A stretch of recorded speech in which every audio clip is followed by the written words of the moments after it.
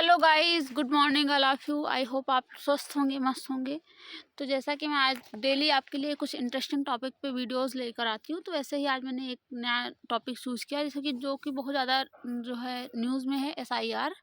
यानी इसके पहले ऑलरेडी इसके अबाउट मैंने वीडियो बना दिया है कि क्या है। उस वीडियो में आप जाकर देख सकते हैं, डिस्क्रिप्शन में लिंक है। तो जिसके अबाउट मैंने बताया कि what is this SIR, why is important. And आज मैं थोड़ा सा उसके बेनिफिट एंड लॉसेस पे बात करूँगी, और बाकी चीज़ें मैंने इसका डिटेल कवर किया है, तो उसमें देख लेंगे। तो जैसे कि SIR का फुल फॉर्म होता है स्पेशल इनिशिएटिव रिवीजन। जैसे कि आप इसमें देख सकते हैं फोटो में, SIR फॉर्म ऐसे है। थोड़ा सा मैं आपको फिल करने के लिए भी बता दूं, जो कि डेट तो बढ़ गई है अभी डेट, तो आप इसे जमा कर सकते हैं। और उसके आउट नहीं, क्योंकि ये वोटर लिस्ट से, यानी कि वोटर लिस्ट में आपका नाम अगर SIR फॉर्म फिल करके देंगे तभी फिल होगा, नहीं तो वोटर लिस्ट से आप आउट हो जाएंगे। तो जैसा कि आप इसमें देख सकते हैं कि यहाँ पर एक प्रॉपर उसका जो कैंडिडेट होता है, यहाँ उसकी फ़ोटो होती है, और उसकी यहाँ पर डेट ऑफ बर्थ लिखी जाती है। इसको फिल करना हो, ये सारे ये जितने हैं डिटेल्स ये लिखा हुआ है, और इसमें ये जितना ब्लू से है प्रिंट, वहाँ पर आपको फिल करना होगा। यानी कि जो इतना ब्लैक से ये ऑलरेडी लिखा होगा, उसके सामने इसको फिल करना होगा। तो जैसा कि इसमें डेट ऑफ बर्थ लिखना होगा, जिसका मतलब वोटर लिस्ट, यानी जो कि वोटर है। नीचे है वो आधार नंबर यहाँ लिखना है। नीचे उसके बाद लिखना वोटर लिस्ट, मतलब वोटर का जो नंबर है, मोबाइल नंबर जो भी उसका इंक्लूड करना है। उसके आगे पिता का नाम, EPIC नंबर, इसको फिल करें या ना करें कोई जो है कंपलसरी नहीं है, लेकिन कुछ चीज़ें जो कंपलसरी है मैं उसको बताती हूँ। और उसके बाद वोटर की माँ का नाम, अपनी मम्मी का नाम लिखना है। उसके बाद नीचे APIC, वही मम्मी का, अगर उसमें अवेलेबल हो तो। आगे हम बात करें तो यहाँ पर पति या पत्नी का नाम होगा।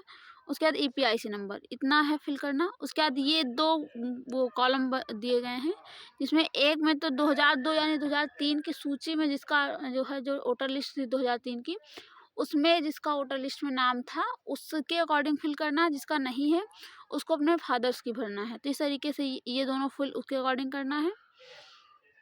तो अगर आप किसी भी वोटर, यानी कि जो EPIC सॉरी, जो ये SIR फॉर्म है, इसमें कंपलसरी इतना फिल करना है, ये सारी चीज़ें।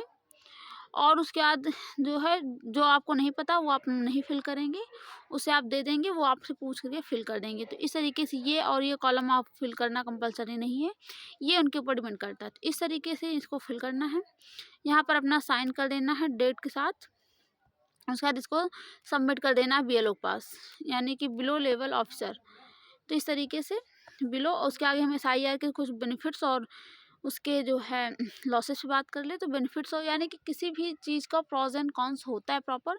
जैसे कि आप हर चीज़ में देखते हैं, यानी टेक्नोलॉजी का देख लीजिए, तो उसमें भी प्रॉज एंड कॉन्स हैं। जितने यानी बेनिफिट्स हैं, जितने सिग्निफिकेंस हैं, उतना ही उसके चैलेंजेस भी हैं। तो सेम ऐस्टिक होता है कि यानी कोई सी भी चीज़ के अबाउट आप देखेंगे, लाइफ में ही है, जिसकी लाइफ बहुत अच्छी चल रही है उसमें भी बहुत ज़्यादा चैलेंजेस हैं, और जो चैलेंजेस फेस कर रहा है उसमें भी कुछ यानी कि कुछ सिग्निफिकेंस है।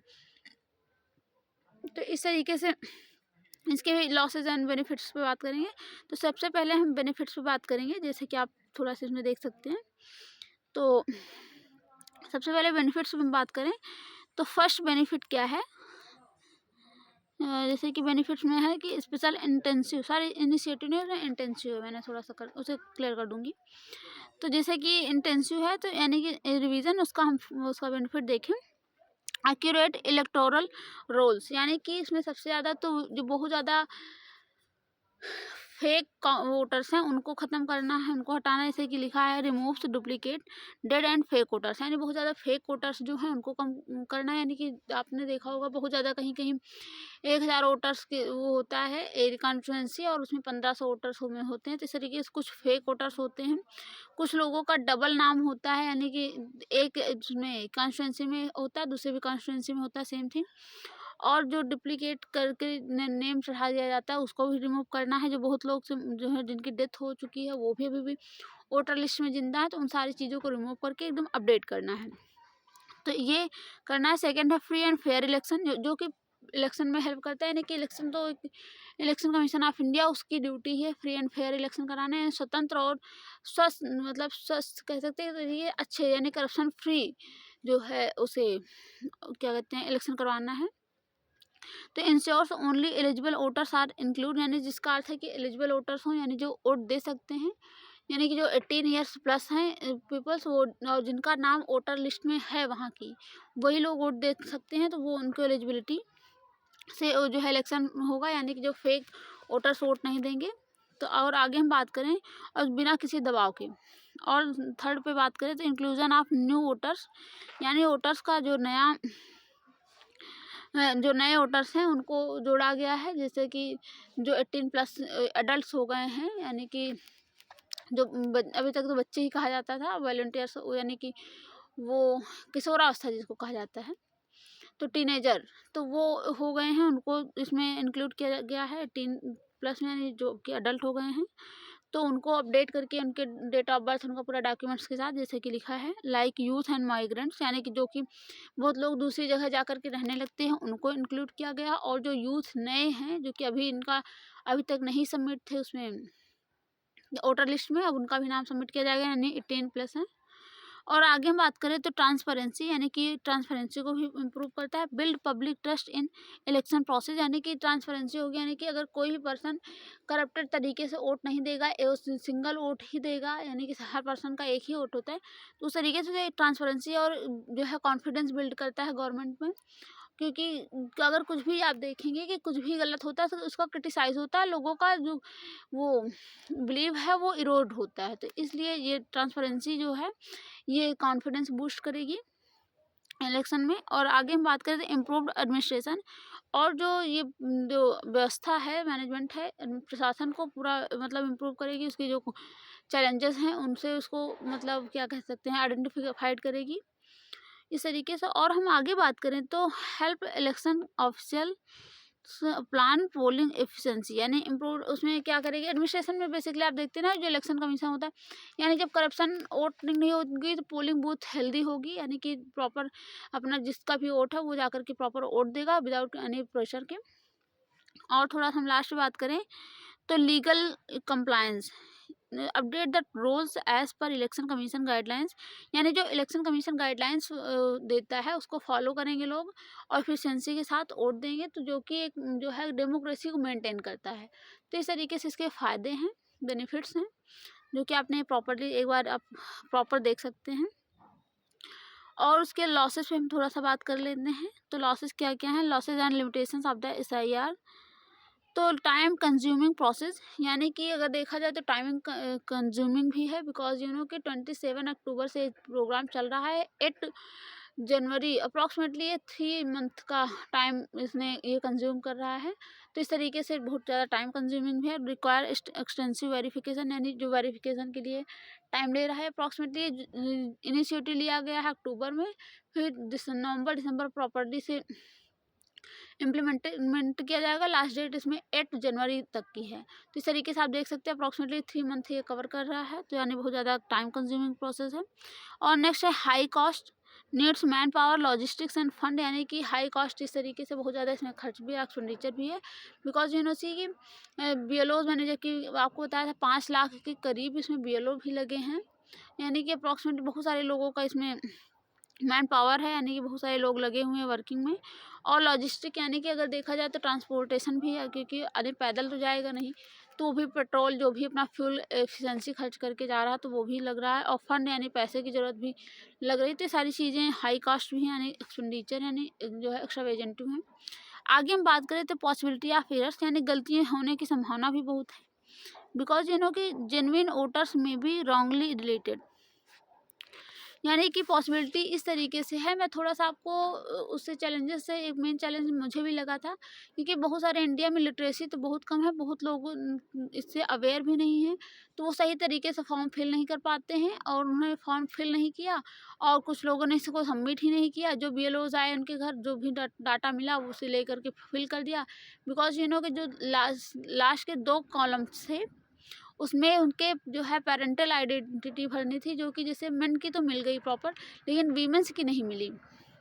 हुआ क्या कि जो मेन की है तो वो तो ऑलरेडी वहीं से बिलोंग करते हैं, उसी कॉन्स्टिट्यूंसी से। मैक्सिमम रेयर केसेस ही कुछ ही माइग्रेंट्स ही हैं जिनका कि थोड़ा सा चेंज हुआ है, बाकी जो मेन है मैक्सिमम उसी कॉन्स्टिट्यूंसी से बिलोंग करते हैं। बट वीमेन का वो मैक्सिमम जो है वो एक जगह से दूसरी जगह गई हैं, तो उनकी पूरी पेरेंटल आइडेंटिटी नहीं मिल पाई है प्रॉपर। उनके पेरेंट्स की कहीं कहीं उनके पेरेंट्स का नाम नहीं है, तो कहीं उनका पहला वो जो उसमें क्या कहते हैं बहुत सारे जो नंबर्स वगैरह मांग रहे हैं, वो सारी चीज़ें नहीं मिल पाई, तो जिसकी वजह से उनके पेरेंटल आइडेंटिटी ना मिल पाने की वजह से उनका नाम कट गया। जैसे आपको थोड़ा सा एग्जांपल दे दूँ तो मेरे यहाँ भी मैंने भी बहुत सारे लोगों का देखा इस तरीके से उनका प्रॉपर नाम नहीं आ पाया और वो इस जो है वोटर लिस्ट से बाहर हो गए।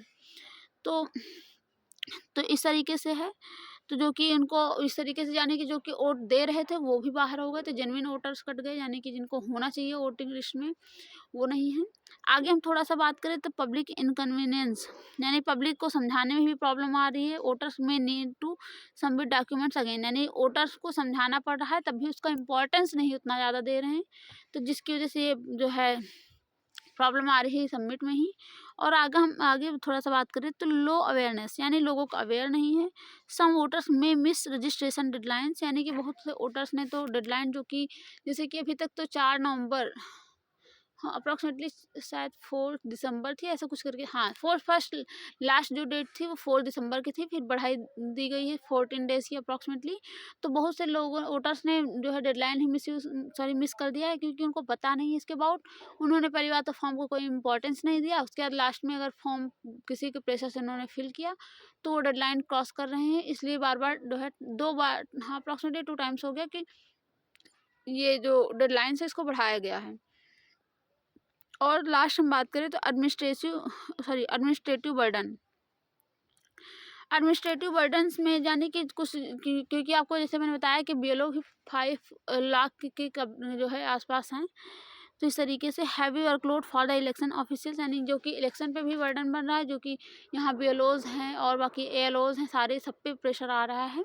तो इस तरीके से ये कुछ इसके जो है चैलेंजेस भी हैं।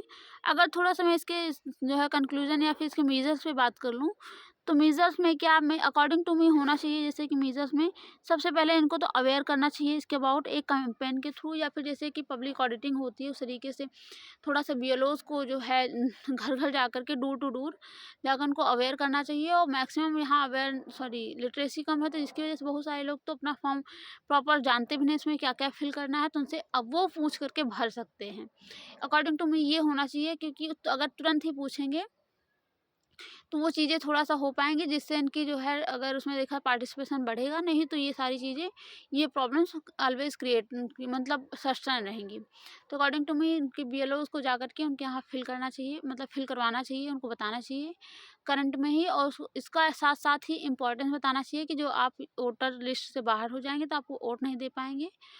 तो ये आपको एक बहुत यानी कि अपॉर्च्युनिटी खो देंगे, यानी कि इंडियन सिटीज़न होने की। यानी सिटीजन तो है, एक अपॉर्चुनिटी होती है ना कि हमने वोट दिया, एक भारत के नागरिक का एक हमारा राइट है, एक अधिकार भी है, और उसके साथ एक हमारी ड्यूटी भी है वोट देना। तो ये सारी चीज़ें आप मिस करेंगे, तो इसलिए जो है उनको ये सारी चीज़ें समझानी चाहिए, अवेयर करना चाहिए। थोड़ा सा कैंपेन जैसे कि बहुत सारे एडवर्टाइजमेंट सोशल मीडिया पे आते हैं, उस तरीके से सोशल मीडिया के थ्रू उन लोग को अवेयर करना चाहिए। जैसे कि टीवी में एडवर्टाइजमेंट आपने देखा है कि जो इलेक्शन टाइम में बहुत सारी पार्टीज़ अपना अपना करवाती हैं, उसी तरीके से इसका कैंपेन भी चलना चाहिए, लोगों को अवेयर करना चाहिए। सोशल ऑडिटिंग के टाइप्स का कुछ कैंपेन टाइप्स करना चाहिए, तो ये सारी चीज़ें हेल्प करेंगी। तो 2-3 ये मेजर्स हैं जो कि हेल्प करेंगे, तो आप इसके अबाउट देख सकते हैं। और फाइनली फिर मैं ये वीडियो ख़त्म करती हूँ, और जो भी टॉपिक पे आपको वीडियोस चाहिए आप हमें कमेंट करके बता सकते हैं, उस पर वीडियोस लाते रहेंगे। और मिलते हैं नेक्स्ट वीडियो में। Thank you. और लाइक शेयर एंड सब्सक्राइब करना ना भूलिए प्लीज़, हमें सपोर्ट ज़रूर कीजिएगा, ताकि इसी तरीके से आपके लिए इंटरेस्टिंग टॉपिक पे वीडियोस लाते रहें। Thank you.